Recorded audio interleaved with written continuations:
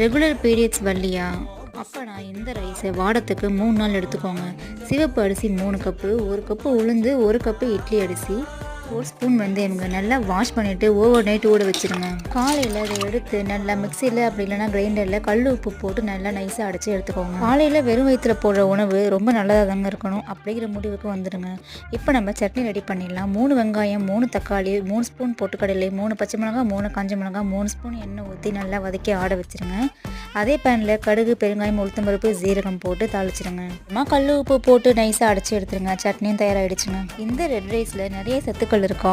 Asthma பிரச்சனை இருந்தால் அதை கூட சரி செய்தாங்க. ரெகுலராக பீரியட்ஸ் கூட இது உதவுதாங்க. இவ்வளோ சத்துக்கள் உள்ள இதை நம்ம இட்லி பண்ணி சாப்பிட்லாம், தோசை கூட பண்ணி சாப்பிட்லாங்க. வாரத்தில் 3 நாள் கண்டிப்பாக இதை சாப்பிடுங்க.